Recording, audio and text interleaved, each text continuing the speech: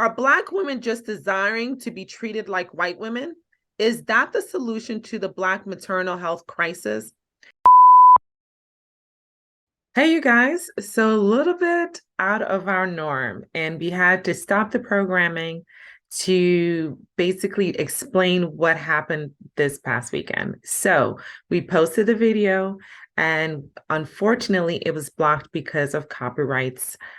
Issues of copyright laws. We included a clip from a very popular show, and the studio who owns the copyrights have very strict guidelines in which the content can be used. And so as a result of that, the content was blocked in both the United States and in Canada. So if you were in either country, you were not able to view that particular episode. So what we're doing is we have to re-edit the episode. So when I say we, I mean me.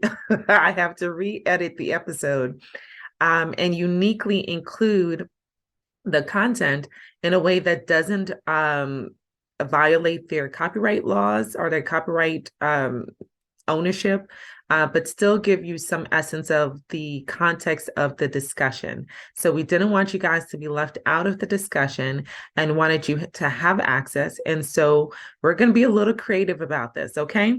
So for those of you who watch the show New Amsterdam, you may be very familiar with the episode we're about to discuss. For those of you who are not, I'm going to show it via my cell phone, but without the audio. So I'm going to show you first the play-by-play. You should be able to read the caption. If not, don't worry. The actor extraordinaire, will act out the three main characters or the dialogue of the three main characters. And that way, that should be enough content for you to understand the context of what we are discussing in this episode. Okay, so I'm doing this all for you. US and Canada, this is all for you. This re-editing, this actorial debut is all for you guys. And this particular video has been around on social media. So I didn't realize that I was violating any issues because it's been so used on multiple platforms. However, I guess not on this one. Okay, I'm going to discuss the dialogue between the three main characters. Okay, so the first character we're going to talk about, a dialogue, is the patient. The second character is going to be the clinician, number one. And the third character is going to step in later, and that is clinician number two. Okay, so I'm going to read the dialogue. So the dialogue goes as follows. So clinician number one says, but you're still only, and at station number two. So station refers to how deep in the pelvis the head of the baby is. It's a go on the C-section, said clinician number one. The patient says C-section, but why? So in the background, there's dialogue within the staff of the hospital which says, you want her fetal or supine? Let's get her supine for now. So the staff is prepping her for C-section. This isn't what I want, says the patient. Listen to me. On it, says another nurse coming in. Type and screen for 2 units. Make sure her Foley's in. Julian, the patient yells to her husband. I'm sorry, sir.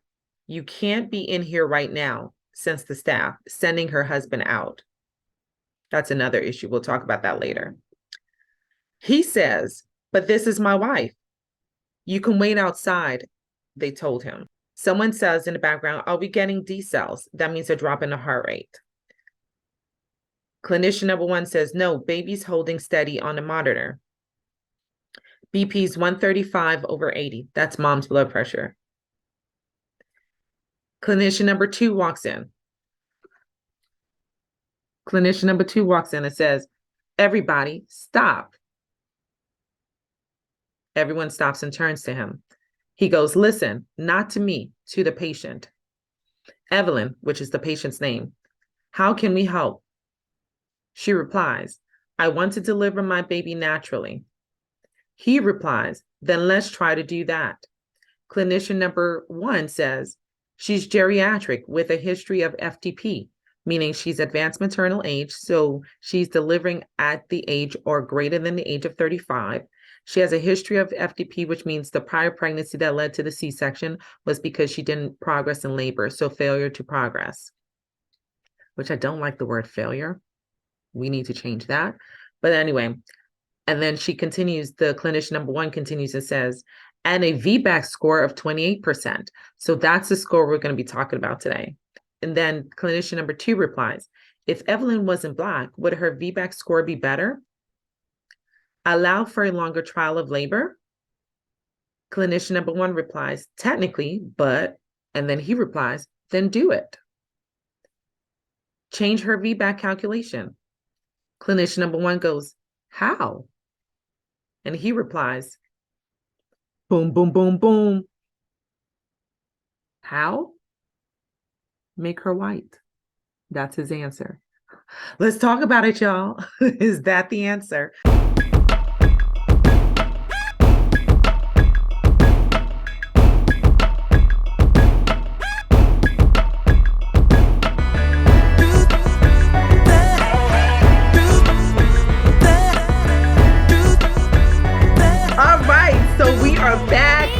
First time I get to have Dr. Trista all to myself.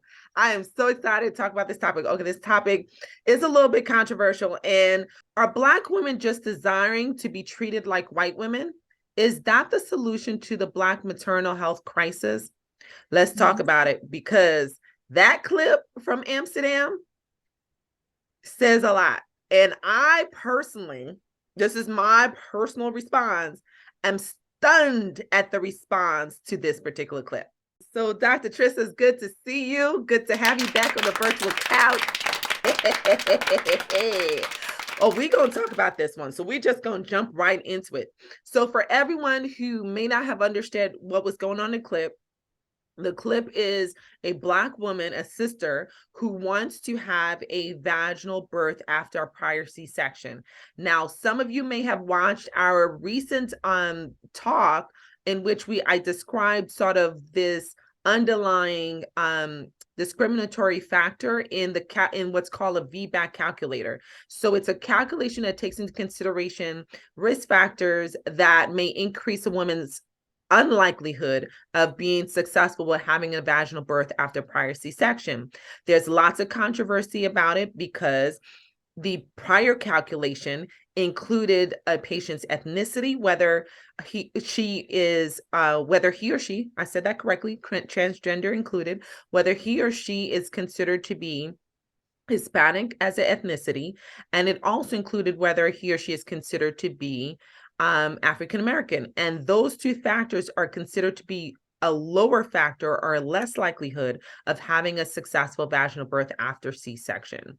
That got a lot of feedback of the controversy behind it because, our success rate is so multifactorial with a lot of things that are discriminatory. So the things that makes us less likely to have successful VBACs has to do with racism to begin with. And so then to get double counted was, very obviously discriminatory. So the calculation changed, but here's the kicker. The new calculation still includes hypertension as a risk factor. Now, yes, hypertension may be an independent risk factor, but guess who's more likely to be hypertensive? So nonetheless, this particular clip brings to light the discrimination behind and the disparities behind the use of these types of calculations. And in this particular clip, the sort of dramatic moment of the clip was when the doctor comes in and says, treat her like a white woman. Pause. But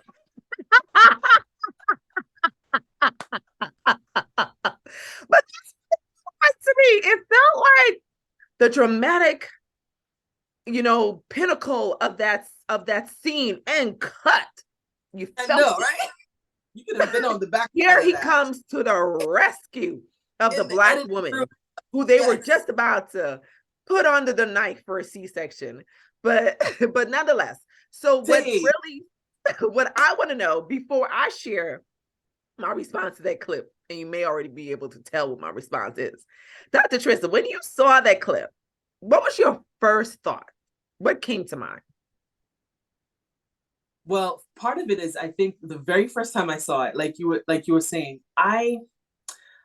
it wasn't quite in the forefront of my mind that yes, that this is part of what the calculations would have been in before. So it was kind of like, huh, this is really how they do it. And then, oh, really? That's how we solve it? Like, okay, so we treat her like she's white, and that changes the calculation. And I mean, I guess that magically fits it, right? Because that's all you have to do. I mean, if that's the case, then hell yeah, treat me like I'm white too. That's all. Just treat us like we all white. Like if that would actually magically fix it. Mm-hmm. No, it doesn't. Mm-hmm. It Mm-hmm. absolutely doesn't. So it was kind of like, oh, okay. Well, I hope she had a vaginal birth. Yeah, I didn't see the end of the clip. I don't know what the outcome was, but because I don't Neither. watch the show, but this clip caught my I. attention. But I like the point that you raised, which is really important for people like myself to know that a lot of Black women in general, probably a lot of the public, don't even know that this calculator exists. No, no. I don't use it And personally. as a health professional, I don't know that I did not remember this about it. And it's like, okay, so when you talk to some clinicians, it's like, and we know that maybe even historically it used to be this kind of thing of if you had one C-section, you have to have all the rest of them by C-section. I've heard that a lot growing up, Mm-hmm. but Mm-hmm. knowing, noticing, seeing, and not personally experiencing, but community wise and people that I've known experiencing their abilities to go and have vaginal births, multiple of them beyond having a C-section at some point in time. And so it's kind of like, you know, are we having those that are just going to be this stickler by the book and very narrow practicing, this is what the guidelines say and this is all that I'm going to do? Or are we going to have clinicians that actually use the science, the art, well, they use the science and present their art in the art and science of medicine, right? Mm-hmm. And take it more as an individual and looking at the person that's in front of them, right? Because if the person has hypertension but they're physically active and they're managing it well, then does it matter as much? Let me tell you, some of my hypertensive patients are more fit than me. Okay. And this is what I'm saying. There's just so much that goes. There's so much that goes with um like it becomes that perceptual thing. It's like just because you have hypertension doesn't mean you're overweight. There are a lot of people who are hypertensive and are skinny as hell. You got that right. You very much So got it's that like, right. what is it that we need to, all right, what is the science behind using this calculations? So Is it based on likelihood mhm. or causative? So that's a great question. So the science behind it is that these are factors that have been sort of known to and have other studies showing that they have been linked to having a less likelihood of having a successful VBAC. Fewer risk factors you have that will prevent you from having a successful VBAC. So it's really a calculation. It's a predict. I like what you said. I see how you set me up. It's a Mhm. predictive factor, right? So it's a prediction. It's a prediction based on scientific research. But at the end of the day, it's a prediction.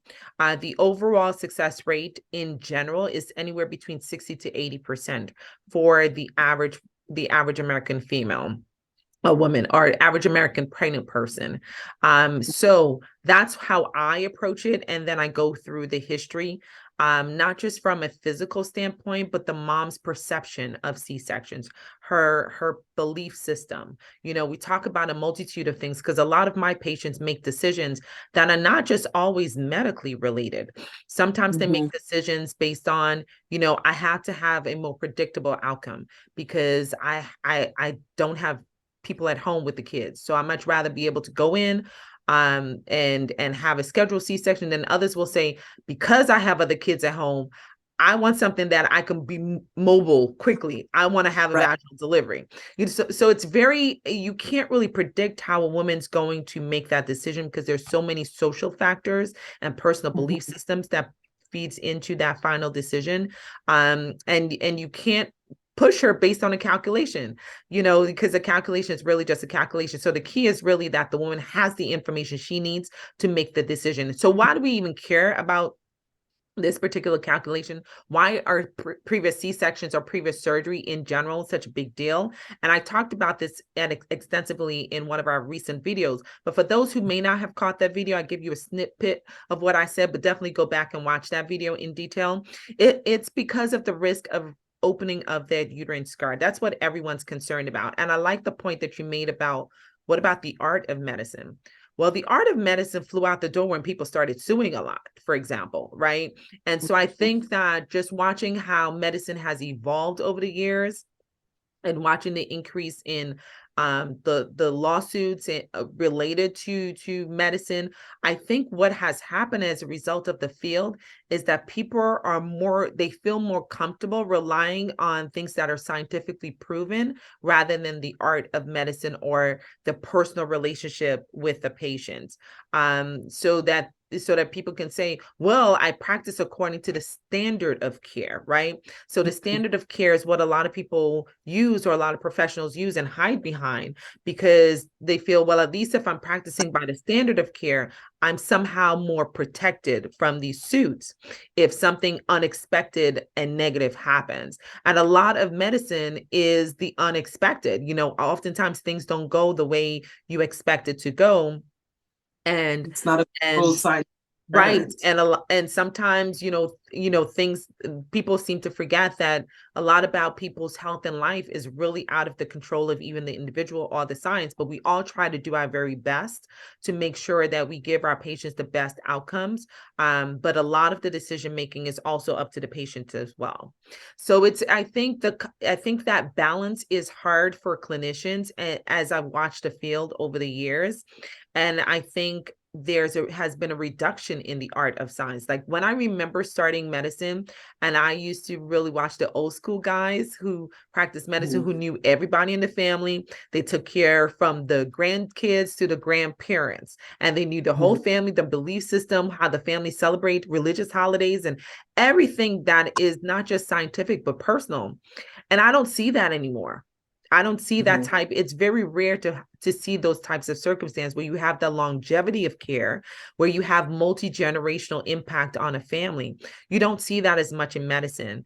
And I think that over the time, there has been a strain in the relationship between patients and doctors and clinicians in general, because of sort of the societal impact on medicine.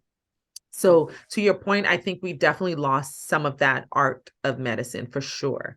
But I will definitely say, when I saw this clip, and what's really, really interesting is that I saw this clip initially on other medically related platforms or advocacy platforms.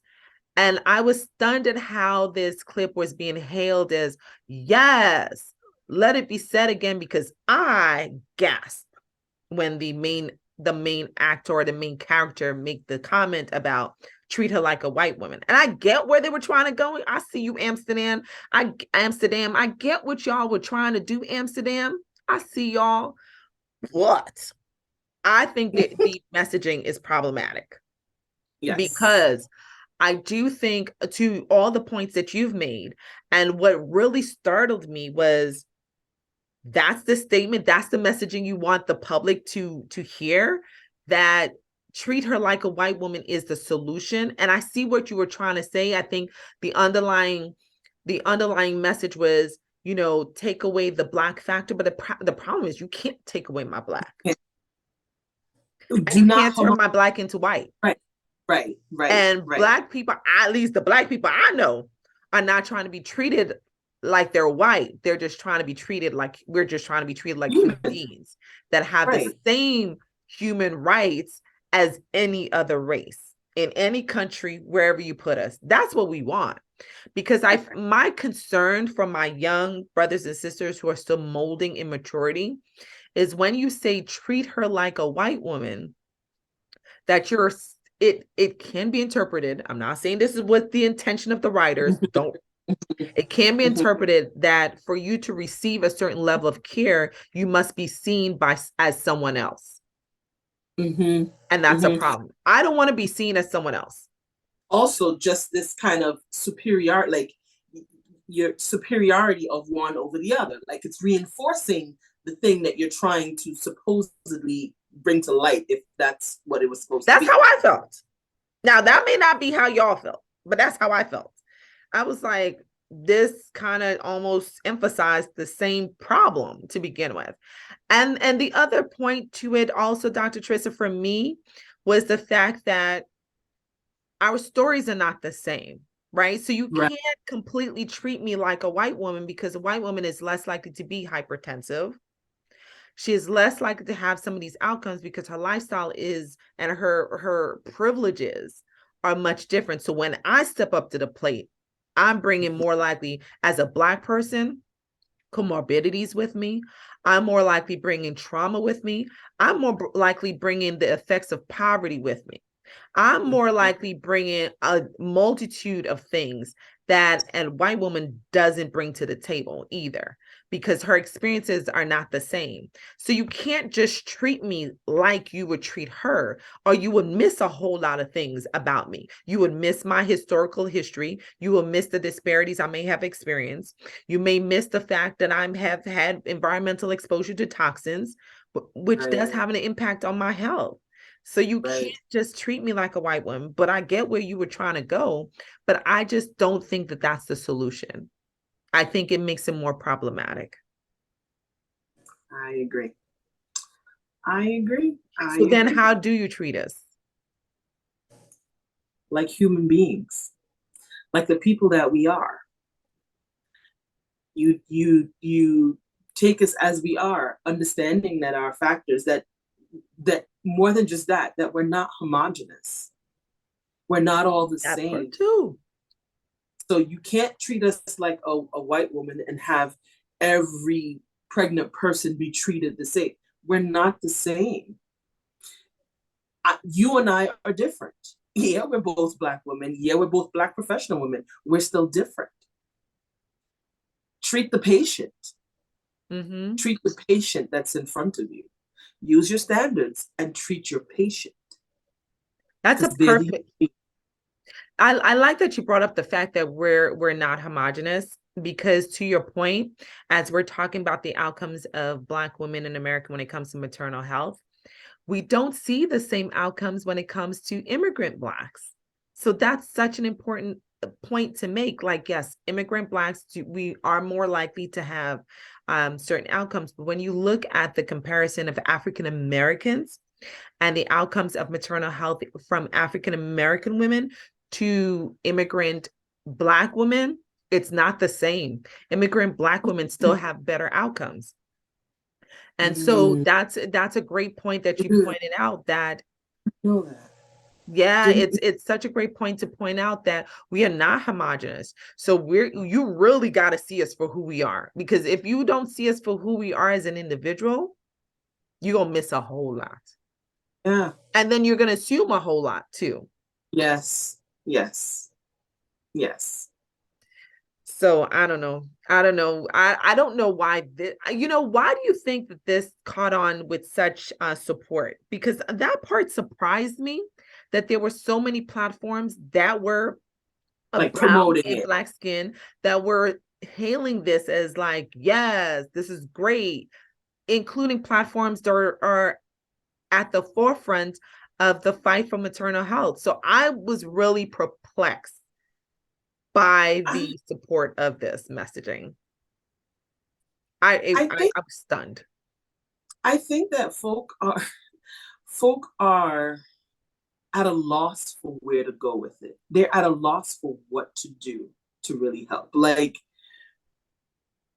and because I know, I feel like I wish I could say that I have, I get in my brain and I think I know so much sometimes, and it's like, yeah, well, maybe if we do this, and this is how you can work this. So, but I'm at a loss. Like, I'm personally, literally at a loss. Like, I'm not sure how we make these changes. And I think maybe folk are starting to grasp at straws because they feel desperate. It's like, Time is Mm. going, and we don't have those concrete, tangible things to put in place to really make the changes that we want to see. So it's like now anything that they see that they feel like maybe it's something they're pulling for, like that's what I would think about it. Oh, I see. Like it's a step in the right direction. Like it's better than at least now we've actually acknowledged the fact that the calculation is discriminatory. Yeah, And now it's from made public appearance that now publicly it's known that the calculation exists and that it's discriminatory. something. We grasping at straws, but something. The low hanging fruit. Yeah. Yeah, yeah. Yeah. Oh my But gosh. Well, I'm hoping that we do more than just, this, and that we are really reaching for what we have been seeking all along.